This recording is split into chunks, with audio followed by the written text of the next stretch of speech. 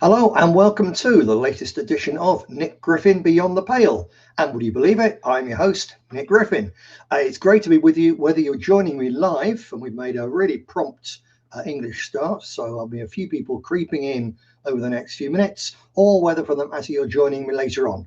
I know that most of my British viewers still have to work, so very often join me later. But whether you're with me now or then, smashing to see you.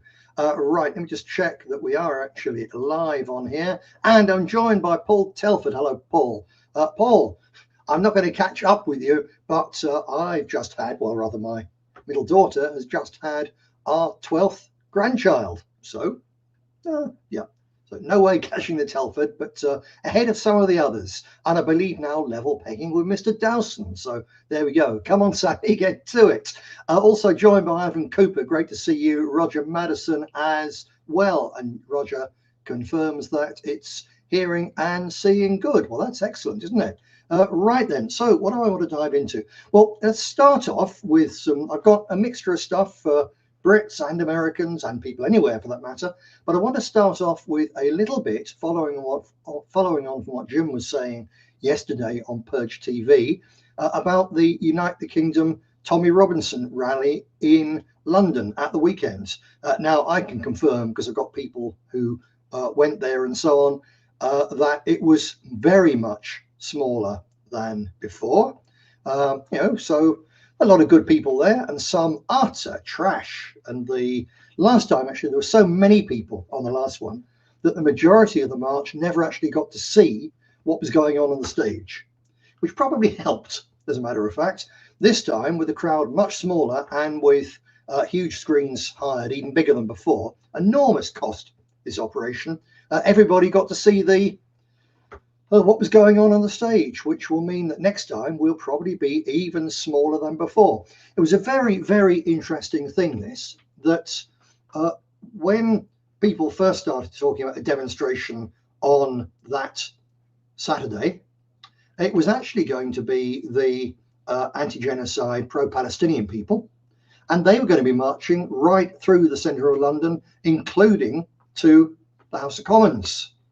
Logical enough. It's the House of Commons which is happily putting Britain into somebody else's war and helping to murder huge numbers of Palestinians, Christians as well as Muslims, don't forget. But regardless, innocent civilians are still being slaughtered and starved there with the assistance of the Starmer government. Badenoch's only complaint is it's not good enough.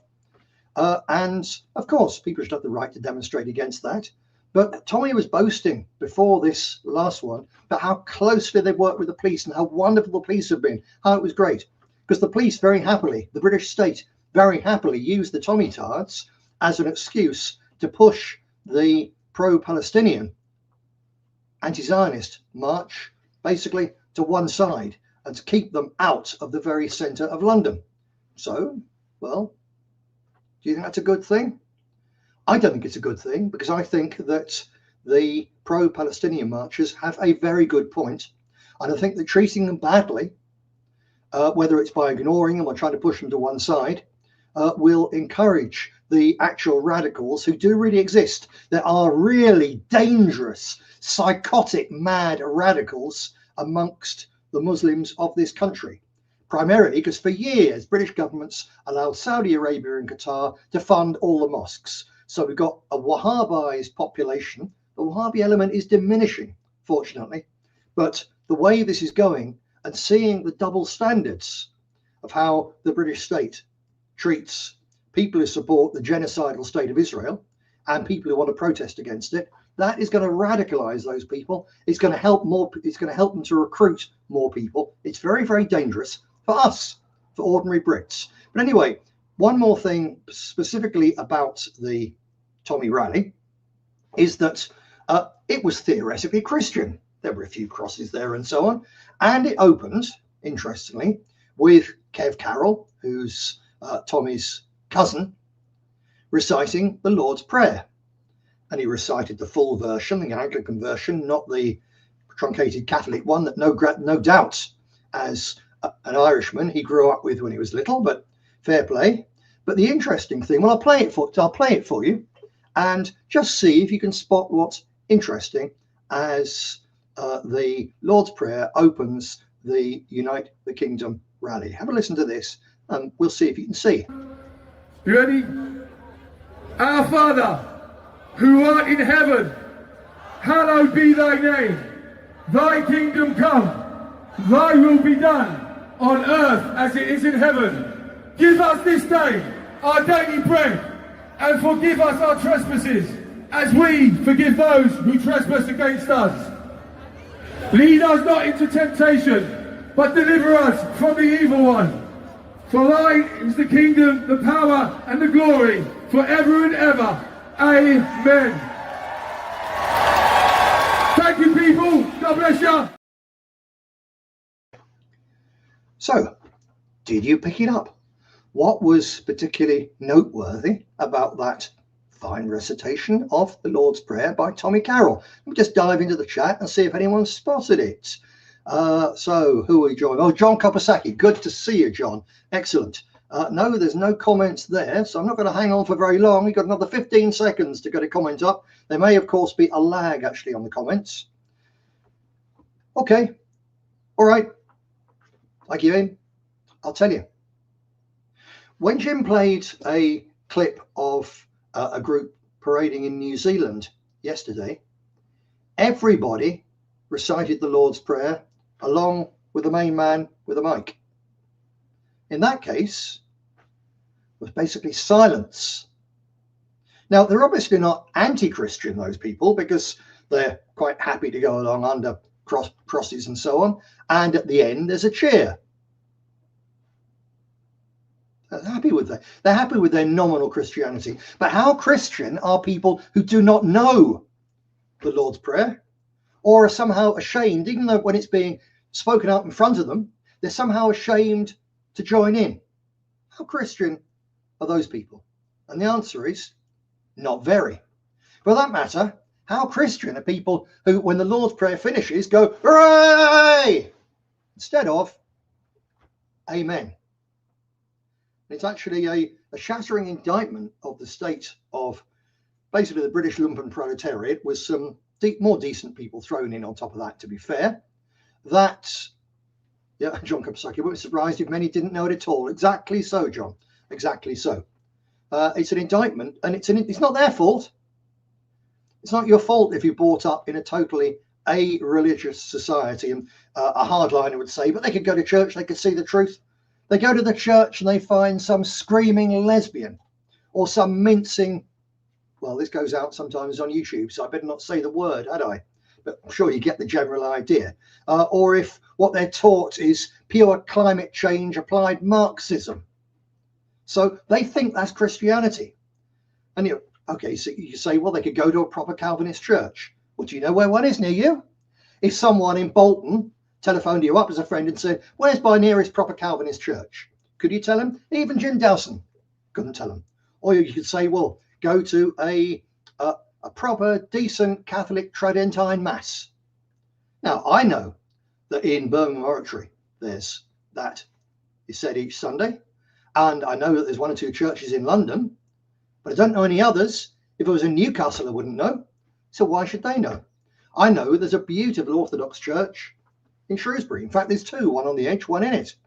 I know those, but I don't know if there's an Orthodox church in Northampton. And if somebody asked me, I couldn't tell. And if you ask someone, even a proper Christian in Northampton, they couldn't tell you either. So these people have been deliberately cut off from our Christian roots, and they are lost. And one day, one of the great missions of real Christian nationalists all over the world, probably, God help us, including in Africa, will be to produce missionaries to the heathen English, to the heathen British, to help to bring these people back to the faith and back to their roots. I have no doubt that the pain and the horror that we're going to get in due course as various malcontents and old evildoers drag us towards civil war, I've no doubt that that will also have a remarkable effect in bringing the people of England in particular, but Britain in general, back to Jesus Christ, as well as back to common sense in general. But we're not there yet, and that showed it. Yes, indeed, he did get the Lord's Prayer wrong a little bit. He had to forgive him a bit. I'm bearing in mind that the version that he knew as a lad is slightly different in any case. And he wasn't reading it, to be fair. He's managed to mug it up, even though none of the others knew it. Right then, that is enough on that. Let me move on. And what do we do next? Yes. While we're on the, well, just moving on from the subject of that, a bit more of the double standards. That if you shout in London from the river to the sea, you'll be carted off and arrested. You've got a criminal record. You've got a good chance of going to prison if you do that on a pro-Palestinian rally. If you shouted from the Nile to the Euphrates, or if you wave a flag on an Israel protest, which shows the two blue lines and Israel in the middle, that's the Nile to the Euphrates. If you show that, that's absolutely fine. Yeah, that's no trouble at all. From that platform, I know, because as I say, I know one or two people who were there were hours upon hours upon hours of what the liberal elite and all the political class would call Islamophobia. And nothing is done about it. But the slightest hint of anti-Semitism at a pro-Palestinian or any other kind of protest, and they're screaming and shouting in the media from the politicians and the senior police force that these people must pay and they must be silenced. Now, what's my position on this? That it's our country. That if people want to be Islamophobic, while I don't think it's particularly intelligent, because as I said before, it can push ordinary Muslims towards the extremists, if they want to be Islamophobic, they're entitled to it. And let's face it, some Muslims have given them plenty to be phobic about. But likewise, if they want to criticize Zionism and criticize Israel and criticize the disgusting racist supremacy attitude that exists amongst the Talmudists and the Kabbalists, then of course they should be able to. Or you should be very polite to all the Muslims and very polite to all the Jews, and neither side can be criticized. But you either have to be able to criticize everybody of them. You can't criticize Jesus Christ. You can't criticize our country because you're in our country. If you don't like it, there's the door. But if you're some kind of foreigner, Sikhs, Hindus, whatever it is, then you've all got to accept that either, and we've got to accept too, either they can all be criticized or none of them can be criticized. Because if you have a double standard, that's what upsets and radicalizes people, and it's extremely dangerous. Just one more thing before we move on from this. The defendants in the current Palestinian action cases. Now, these are people who've broken into arms factories and damaged things, right? And they've broken into an airbase and damaged planes and so on. So not everyone's got a lot of time for that. But the crime they've committed a crime, is criminal damage. That's the crime. And they've been on trial. The first trial just collapsed. They've been on trial. They're on trial for criminal damage. And yet their barristers have been threatened with action, serious action over contempt of court, if they try to tell the jury that if these people are convicted for criminal damage, they're going to be sentenced as terrorists.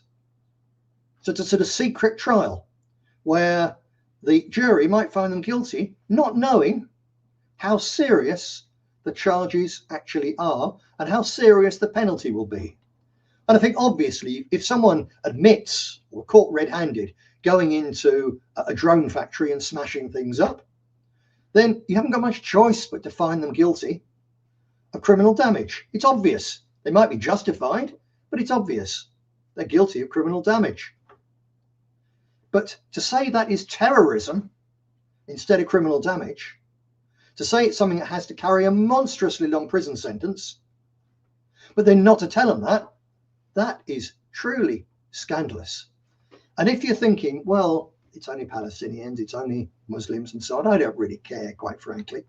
You need to be very beware of that attitude, because we live, just as the Americans live and the Australians live and so on, under a precedent-based legal system.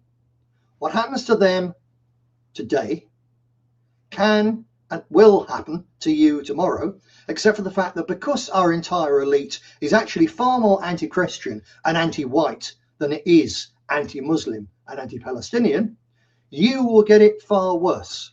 So all the restrictions on freedom of speech that we've had, and assembly as well for that matter, we've had imposed on us in Britain in the last few years, have been on the grounds because it's the threat of Muslim terrorism. It's the threat of Islamic extremism. And all the Brits have gone along, bah, yes, we want that. And then the elite turn round and they use what they sold you on the basis of people you're not really keen on to hammer you. They do it time and time and time again. And Americans especially need to be aware that you've only got 2.5 years before you've got a Democrat government.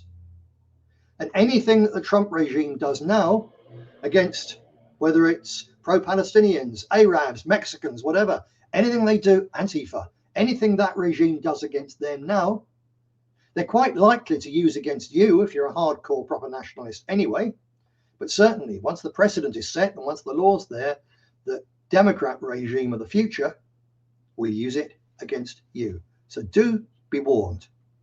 The same is true about whose wars you actually fight, but I'll come on to that in a moment. Let me just jump back into the chat here and have a look. Yeah, Ivan, you're quite right. You can have your son murdered and get arrested for upsetting his murderer. There was an appalling case of a young white fellow by the name of Nowak, presumably of Polish extraction, but you know, as to all appearances and everything as English as thee and me, well, to some of you. And he was stabbed, and because he'd had a clash with a non-white, the police, this is very recent, the police handcuffed him as he lay dying. Now there's a double standard for you, isn't it? Because if that had been done to a black boy, if that had been done to a Muslim kid, heaven forfend, if that had been done to a Jewish lad, we would never have heard the last of it. There would be hysteria. The police involved would already have been sacked. The police officers of that force would already be replaced. There would be howls. We'd hear nothing but for 3 or 4 days in the media, and we would be reminded of it for months. Which is fair enough. I haven't got a problem with that. I've got a problem when it's an English boy, when it's a white kid. Silence. That is the trouble. Paul Telford says foreigners shouldn't be allowed to protest in the UK. That's an interesting thought. Yeah, can have sympathy with that, but it must be applied across the board. So if that applies to people born in Pakistan, it must apply to people who come from America, it must apply to everyone who's from Israel. If it applies to Pakistanis born here, it must apply to Jews born here. Do we also apply it to the Irish? Now there becomes a problem, because what do we do to those of us who are a bit mixed? What do we do to someone whose mother's Irish and father's English? Can they demonstrate or not? So it becomes a bit tricky. But overall, certainly I find seeing anyone else's flags on my streets, whether it's people I've got sympathy with, the Palestinians, people I have utterly no sympathy with, the Iranian monarchists, CIA fools and tools and grasses and agents, or whether it's people I detest, the Zionist monsters, I don't want to see any of their flags flying in my country. Simple as that. So yeah, Paul, overall, I agree with you on that one. Right then, so let's carry on, shall we? Yeah. Whose wars? Whose side are you on in the war and so on? Well, of course, at present, we've got the Iran war. Well, we haven't, because it's sort of a phony war at present. It's on and it's bleeding the world to death in energy terms. More on that later. But just at present, it might be different in two minutes' time if Donald Trump speaks. At present, there's a sort of peace, and so it's receded a bit. But despite this, there's an intense propaganda war going on between people on the American deep state side and the Israeli side, and they run a really powerful, massively funded, it's called the Hasbara operation. It's their huge effort to massage and push and bully public opinion their way. And it massively outweighs what the Iranians have got to try and level the playing field, except for the fact that the Iranians, some of you will have seen them, they started producing Lego videos, and it's called Military Lego, and it's an animated cartoon of Lego figures, and some of these are extraordinarily powerful and effective. There was a brutal one against Trump a couple of weeks ago, which must have done him immense damage, especially in the third world, where these things circulate in very large numbers. Long and the short of it is that at present, the Iranians are winning the propaganda war, as well as they're winning the strategic war. They haven't won the day-to-day fighting war. They got hammered in that, but strategically, they've closed the Straits of Hormuz. They're the ones who forced America's allies in the Middle East to constantly say to Trump, don't start another war, please. So, the Iranians are winning that, to the point that even if Trump now does have one more big blitz and then leaves, that's going to create immense economic and energy damage and all sorts of damage all over the world for many years. Even if he does that, I think we've now seen the end of the short century of American dominance of the world. American hegemony is over. Everybody now knows, even regardless of what happens at the end of this conflict, the emperor, the Orange Emperor, and the empire have no clothes. Now, I can understand Americans might bridle a bit about that. It's good to be the top dog, to swagger around the world and beat up everybody else. The Brits used to do it, but the time is finished. But is it good? If it makes it dangerous for you or your family to go abroad, no, it's not good. If it means that your son or your daughter or your grandson is liable to get conscripted in due course for a war which the elite of the United States of America are fighting on behalf of somebody else, is that a good thing? No, it isn't. Is it a good thing in America, where the infrastructure in many places is collapsing, where you've got an opioid epidemic of staggering proportions, where you've got vast swathes of proper real industry just not there anymore? Is it really good to spend trillions upon trillions of dollars on wars for Israel, or wars for the American oil companies, or wars for banana companies, which is what the wars of the 19th century in places like Nicaragua used to be about? Have any of those wars been good for American people who have to send their boys and girls to die in them and their money to fight them? And I would say, no, it's not. So this end of empire doesn't mean the end of America. It means there's a chance of America becoming a normal and very strong country.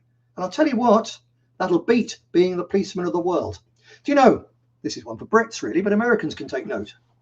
We always think of the First World War as having a catastrophic effect on Britain's population, which of course it did. We lost 880,000 men killed, many more maimed or completely messed in the head. So they were lost to our culture, our society, our politics, and our breeding pool. Catastrophic. But here's what you didn't know. That at the start of the First World War, before a single shot was fired, Britain was missing 1 million men. That's in a population of 40 million. So we lost nearly 1 million. We lost nearly as many as we were already missing at the start of the war. Why were we missing 1 million men?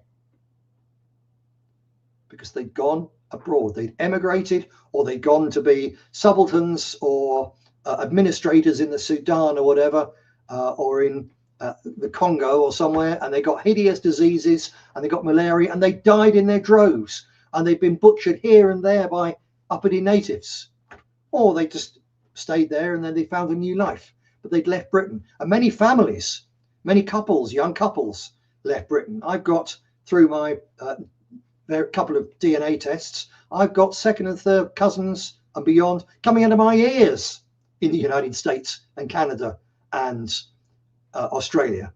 So many couples left and young people left, male and female.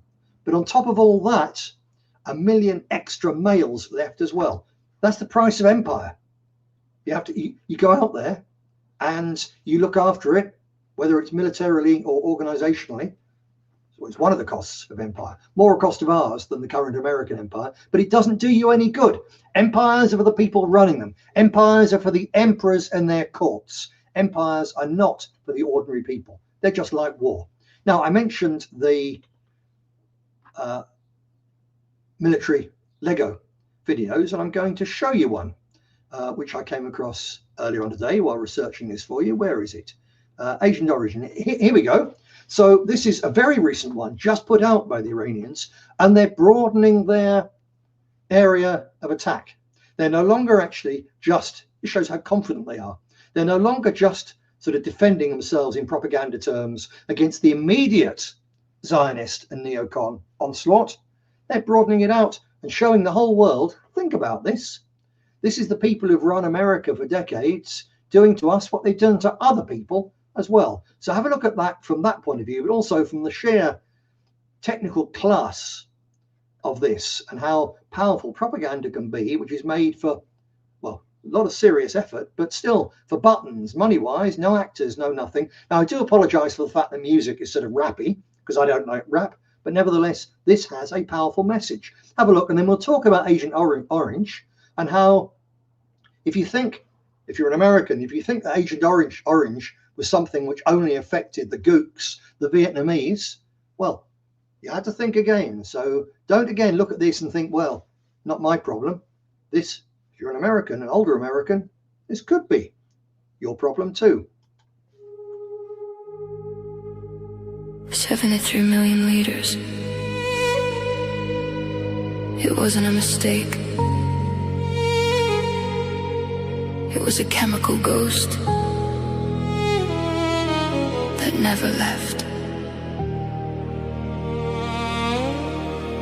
Look at the sky, it's not blue, it's a purple haze. 1, 2 days, flying low, ending all our days. They called it ranch hand, a tactical play, but the emerald hills are all rotting away. The soil is screaming, the water is thick, falling like orange studs, making us sick. A chemical execution, silent and slow, in the world of bricks where nothing can grow. We're just pieces scattered in the dust, building a future, broken trust.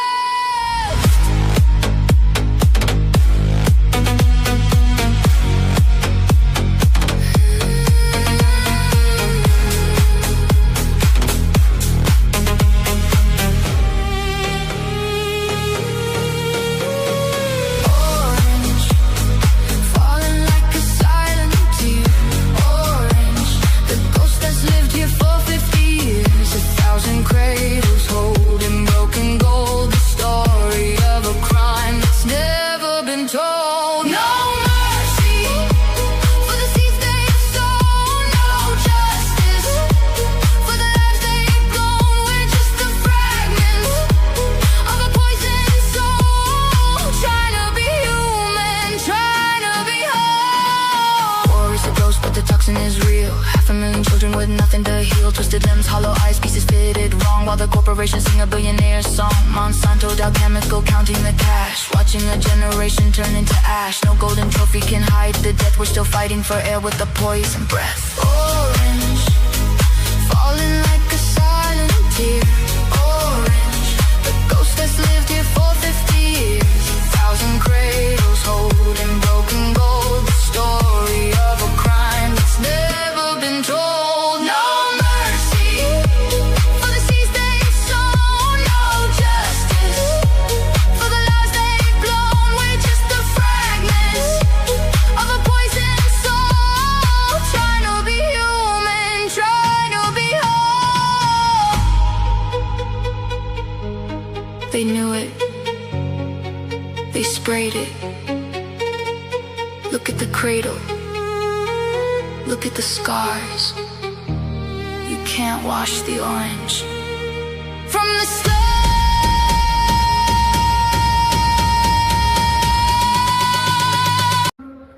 You ready? Our Father, who art in... Now, I'm going to stop it there because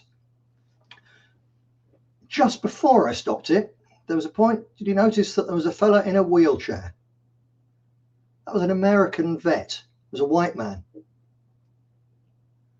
So for all that these people absolutely hate and detest the people running America, they still, in the middle of that, make the specific point that Americans were the victims, ordinary Americans were the victims of Agent Orange, as well as the Vietnamese. That's a very powerful human point.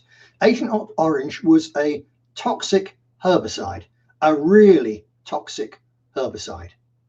And the Veterans Association of America has made it very, very clear that Americans were the victims too, on a staggering scale.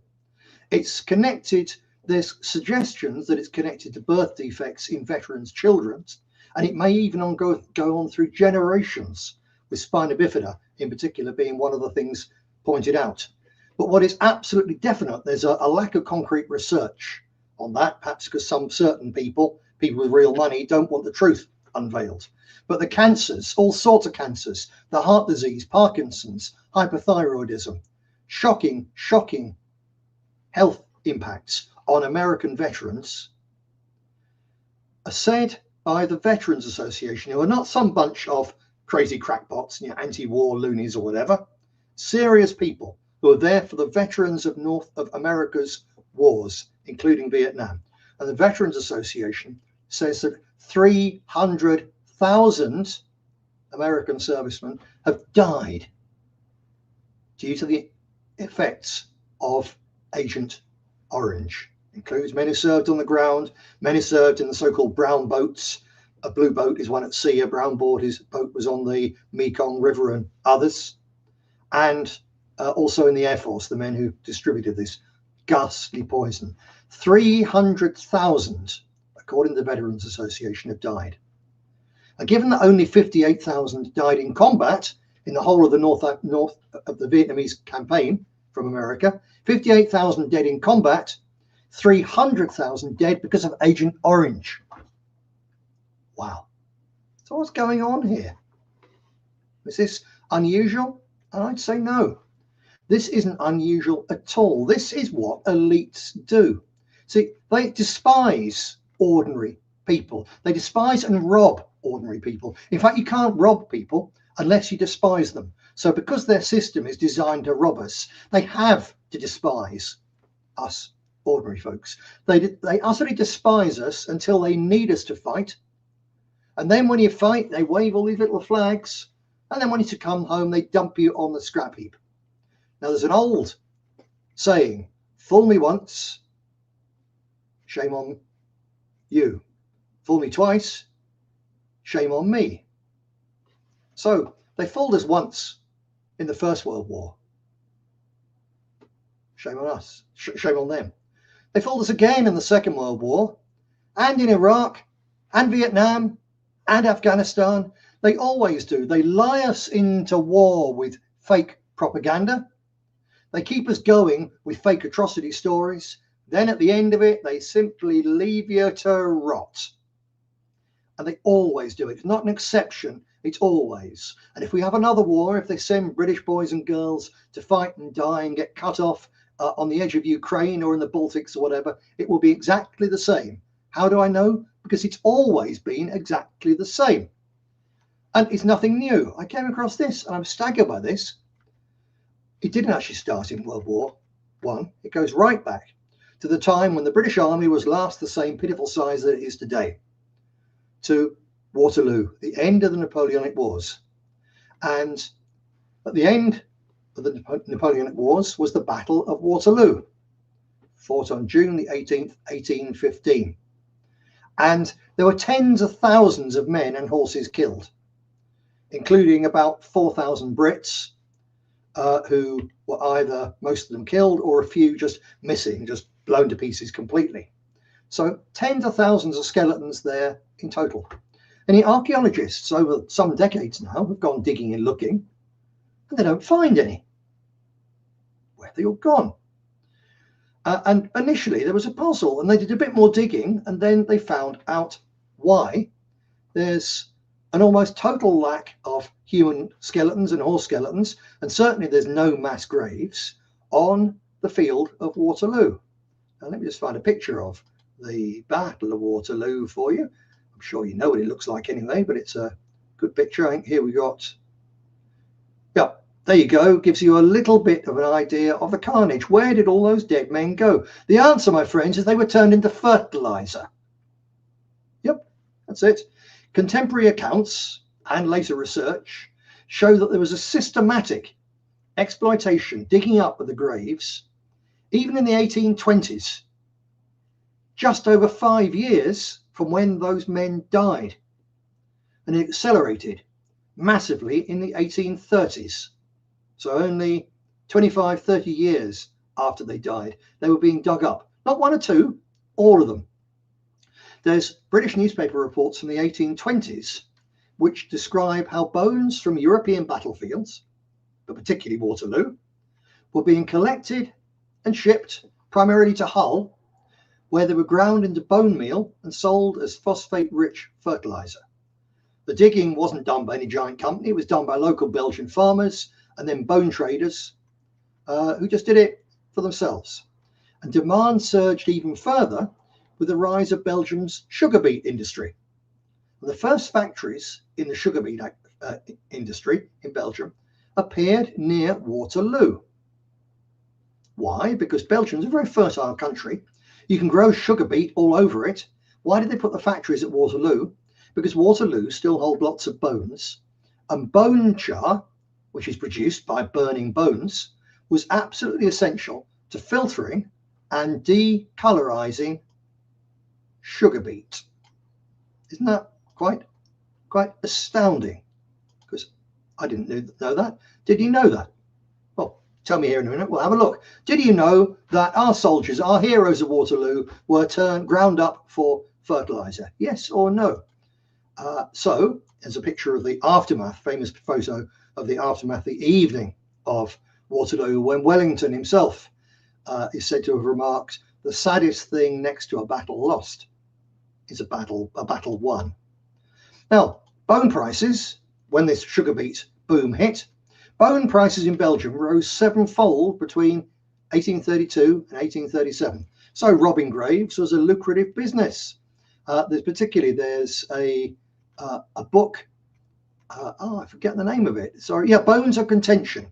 The Industrial Exploitation of Human Bones in the Modern Age was edited by Wilkins, Schaefer and others, and it goes into all of this, and they document through British and Belgium and German archives how farmers near these source sites conducted excavations to supply nearby sugar factories. To be fair, in 1835, the local mayor issued a proclamation saying it wasn't permitted, but it carried on. British newspapers, occasionally expressed a bit of moral discomfort about this, as one that noted the irony of soldiers' remains fertilizing English fields or refining sugar. But basically, bones were just another commodity. So let me have a quick dive in. Let's get rid of that picture. Let's go on. Let me dive in the chat and see if you knew this. Sickening, says Ivan Cooper. So I guess he didn't. There's some comments there about Agent Orange. Absolutely, John Kabasaki. Now, John is a ferocious American patriot, and he's there. Good for you. Good for you. Pointing out it was an unforgivable sin. It was indeed. Yeah, quite so. So I'm pretty sure we got a delay actually on these comments, because none of you, and I know you're good people and very responsive, and none of you said, did you know this or not? So I guess that'll be coming in a minute or two. But for Americans, you might, Hugo has joined us from well up north, beyond the wall. Good to see you, friend. Good to see you. Yes, this isn't just an American thing. Sorry, not just a British thing, a Belgian thing. It also, the same students of grave robbing and bones and so on, have found plenty of evidence that the same thing was carried out on the Civil War battlefields of the United States of America. There's a newspaper account in the Pittsburgh Gazette in 1868, so just after the war between the states, claiming that bones from battlefields in Tennessee were being collected and imported for fertilizer. Researchers found lots of instances of bone collection around Richmond. It wasn't apparently on the scale of the European Napoleonic graves, and it was also places like Austerlitz, so not big battles where the British weren't involved. But certainly it was going on in the United States as well. Quite shocking, really shattering.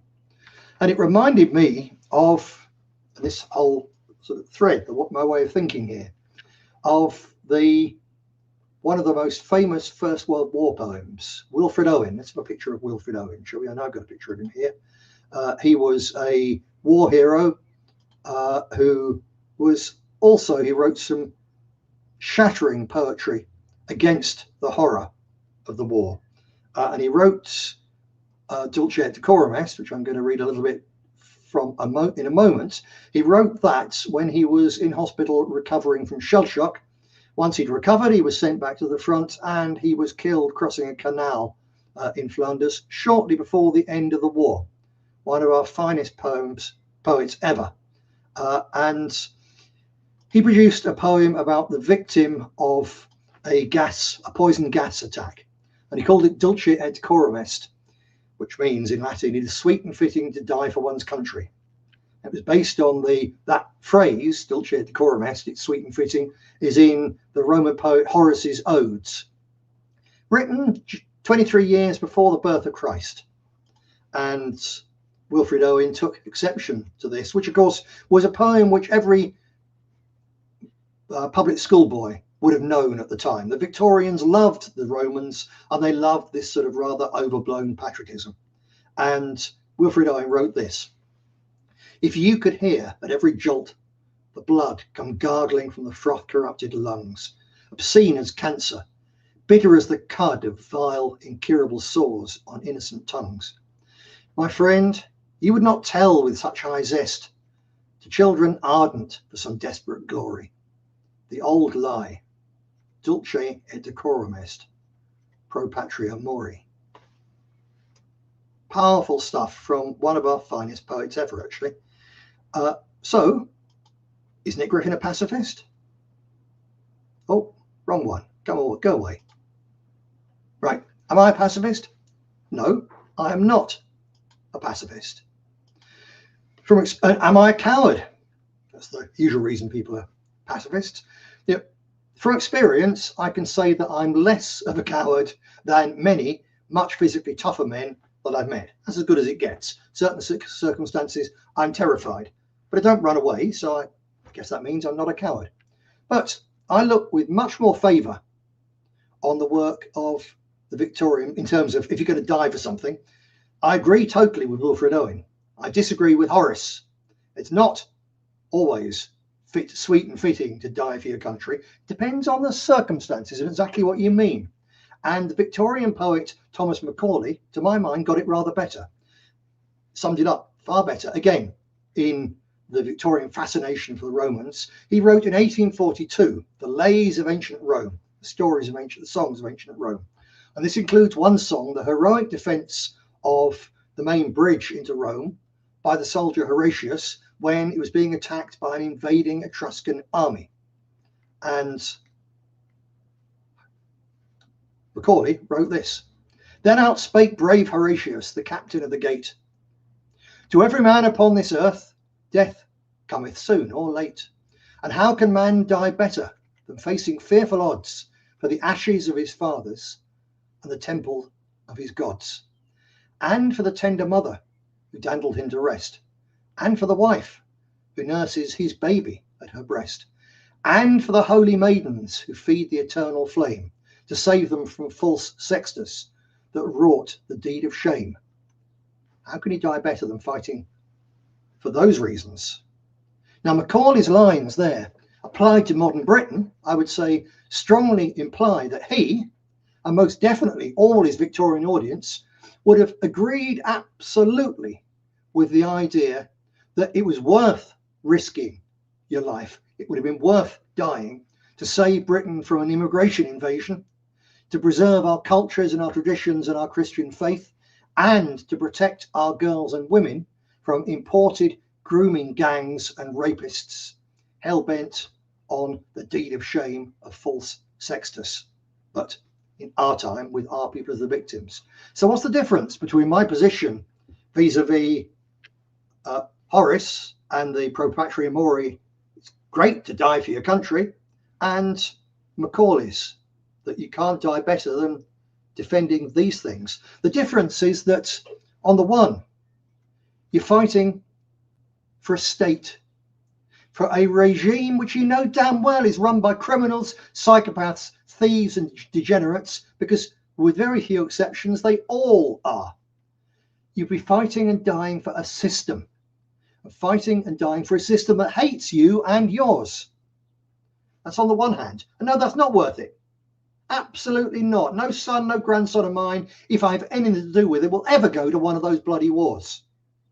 But on the other hand, to fight with the risk of dying for your people and for your land, that's a different matter. So say no if it ever comes up, and encourage other people to say no to dying for them. But absolutely, be ready if needs be to die for us. Now, it's better, far better not to die. It's better by far to organise to deter war. And in our case, to deter a civil war, which very powerful people want, as we said before on these shows. Or if it comes to the worst, organise at least so you've got a better chance of winning that war. And to make sure that if there's absolutely no alternative, and I believe at present there is, and I'm trying to do what I can to speak out against those who would drive us into war, whether abroad or at home. If there's absolutely no alternative, then the more organising you've done in advance of it happening, the more likely you are that you can make sure that it's others who do the dying instead of our people. Right, how are we doing for time? Good Lord, time has flooded by, and I've still got to mention the main thing actually I wanted to speak about in a way, which is Hormuz, but I can do it in fairly short order. Let's have a quick jump in here. Ivan Cooper agrees. The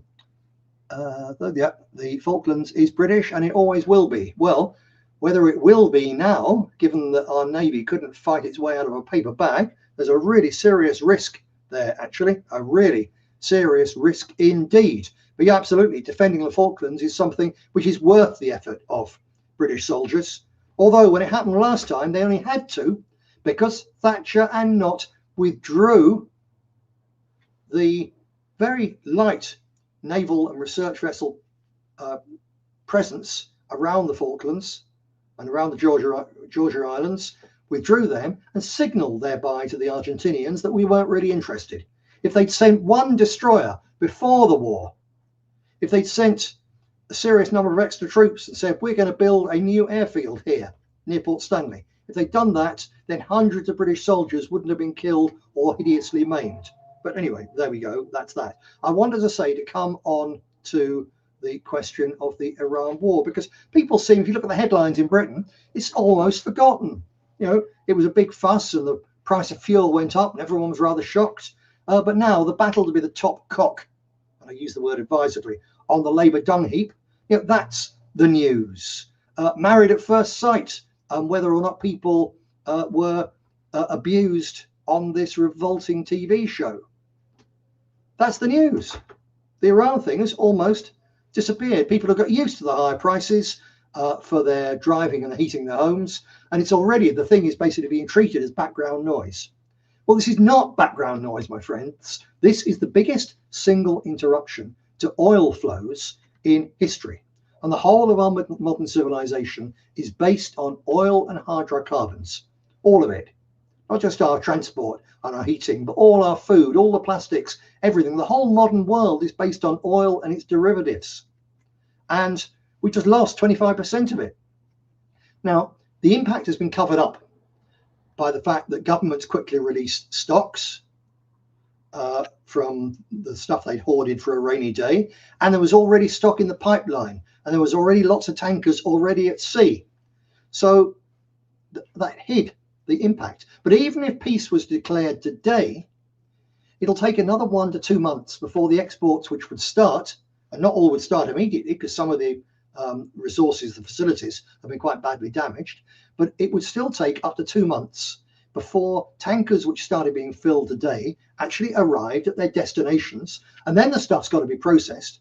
So there's a several month, up until now, we've been doing okay because we've been using the oil which was working in the pipeline coming our way before this happened. And even a couple of months after it stopped, the impact is going to keep on growing. And even if things stay as they are, we're going to face years of expensive energy, slower growth, all sorts of problems. You're going to have Chinese exports are going to be absolutely smashed. You're going to have the money pouring into the United States and the Middle East drastically reduced. That's going to create a financial crisis in the USA. You put those two things together, you've got a world recession on a big scale. This is coming for us. And there's every possibility of this going next with more open conflict, which ends up with not just Iran's oil exports being destroyed, but that of the whole Middle East. I spoke about this the other week. And if that happens, that is the destruction of over 25% of the world's entire hydrocarbon supply. And that means economic catastrophe, financial catastrophe, something which will make the Great Recession look quite mild. It's as bad as that. It's quite fitting. The Great Recession started really in 1926, exactly 100 years ago. I guess it's a coincidence, but who knows with the way some of these crackpot elites work with their magic numbers and all the rest of it. But that's what we're facing. Really, really serious. And it's not just going to be, we're not going to starve to death in Britain or the United States. But the price of fertilizer, the price of food will go up so much that we're going to have to cut back. And people will starve by the hundreds of millions around the world. And that means more refugees, more desperate immigrants doing everything they possibly can to come and live near you. This really is an enormous thing. It's the event of the century in terms of the impact this is going to have. Nothing can have a bigger impact than this other than nuclear war. And yet people and governments seem to think, well, basically, there's nothing really to worry about. We can just carry on. Well, there is something to worry about. I tell you, this is going to get very nasty indeed. And it's going to speed up all sorts of political changes and economic and social clashes. If the system can afford to pay people their dole money, can keep prices down, keeps everything basically functioning, most people are sort of happy and they'll rub along together. Once that stops happening, there'll be all sorts of trouble to come. What can you do? What can we do? Well, just as individuals, you can keep your tanks topped up in every vehicle you've got. Every time you go to a fuel station, buy another plastic jerry can and fill it up with fuel as well. And take it home, keep a couple in your boot. So if you're on a long journey, when there's a scare and panic buying immediately within a few hours just strips everything bare of fuel, well, then you're going to be okay because you've got some in store in any case. Get out and stock a good supply of non-perishable food and basic household goods, including candles worth having, at least enough for several weeks, at least enough. Now, sooner or later, we're going to see panic buying. And if the crisis rolls on, that'll be of things, not just food, over-the-counter medicines. Watch the minute there's a panic on, you know how stupid the sheep are, all the toilet roll will vanish within hours of the news breaking that not enough wood pulp is arriving in this country, is crossing the oceans to provide toilet roll. So toilet rolls will disappear. You can live without toilet roll, but it's rather inconvenient. So may as well go and stock up now. So do your panic buying well in advance. And even if the crisis is solved, I don't know how, but even if it is solved, I think it's going to be solved by Trump having a huge blitz, hoping to persuade the Iranians to respond in kind against the rest of the Gulf. The Iranians will do some, perhaps not all. America will then withdraw from the Middle East. And actually, we will then move through a period of economic chaos. We will move to a better, safer world in which America is a powerful state in its own right, but isn't dominating the world. So we come full circle from where I started here. I think that's where it might end up. I don't think this is the end of the world, but it's going to be extraordinarily painful. But even if the crisis is solved painlessly, there's already inflation in the system for months and months and months, years ahead. So anything that you can afford to stockpile now will save you money in the end. So if it will keep, And if you're definitely going to use it one day, and if you have the storage space for it, and if you can afford it, buy it now, because it's far better than leaving the money in the bank, if you're lucky enough to have money, where it's simply rotted away by higher inflation. That's where we are now. Vast political ramifications, but we'll talk about, well, in fact, not talk about, we will see those as we go through this year. Absolutely so. But this is an economic, financial, social car crash. And at present it's going slow. As we get nearer, it's spinning round and round and round. As we get nearer to the big wall, it's going to suddenly speed up. Bang.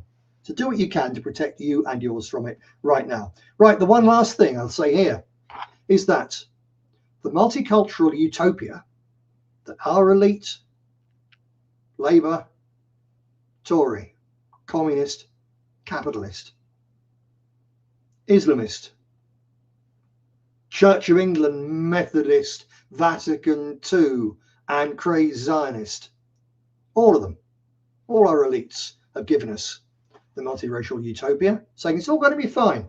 And those of us who said we don't think so, we've been rubbished and denigrated and persecuted for decades. But the multicultural utopia has never been stress tested. And if this crisis is unresolved for much longer, and I tell you, apart from everything else, the multicultural utopia is going to be stress tested. Now, if you're in a position when you can buy some popcorn and sit back and watch it on television, fair enough. But for most people, most of us, that's not going to be the case. This very messy upheaval is going to be televised, albeit with very heavy censorship by the system. It's also going to be played out live in real streets, some of them closer to most of us than is going to be comfortable. Interesting times indeed. Right, I'm going to leave you with an end slate, which takes us back to the idea of soldiers being used and abused. This is Tommy, not Tommy Robinson. You can pick the name by accident, by the way. They knew what they were doing. No, this is the poem Tommy. And this one is not the quite harsh to listen to Peter Bellamy one I played you a couple of weeks ago.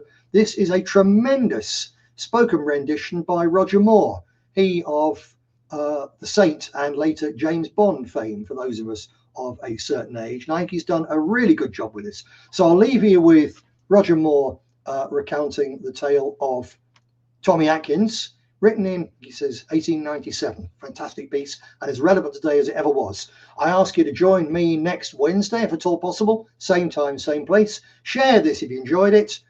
And do please join Brother Jim Dowson on Purged on the Templar Report tomorrow evening at 4 p.m. Until next week, then, I'll leave you with the reminder that all that is necessary for evil to flourish is that good men do nothing. You're a good man and a good woman, so get out there and do something. Deus Vult. Rudyard Kipling in 1892, this is how long ago, he wrote A Soldier's Tale, which is Tommy Atkins. And if I might, if you'd let me, I'd like to read a few of the words from it. I'd love you to, yeah, because last time you were here, you read a poem. Yeah. Yeah, this is Tommy Atkins. He says, I went into a theatre as sober as could be. They gave a drunk civilian room, but then none for me. They sent me to the gallery and round the music halls. But when it comes to fighting, Lord, they'll shove me in the stalls, for it's Tommy this and Tommy that and Tommy wait outside.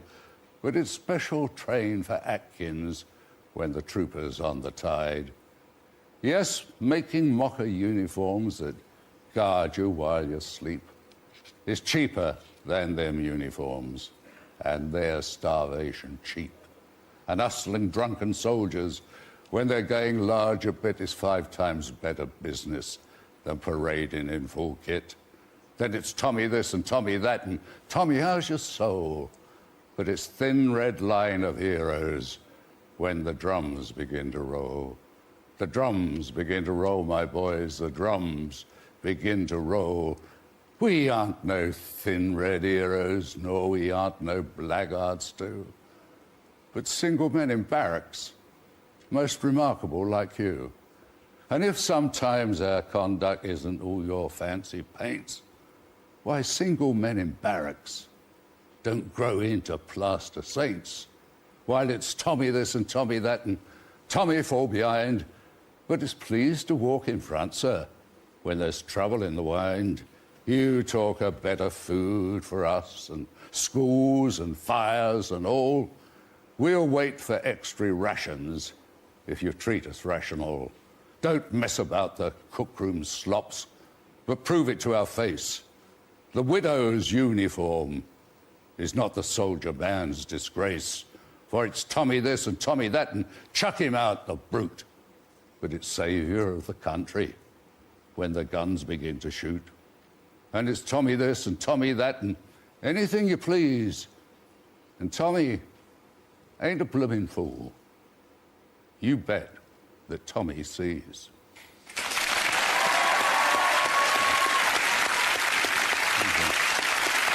Thank you. It's a lovely piece of work.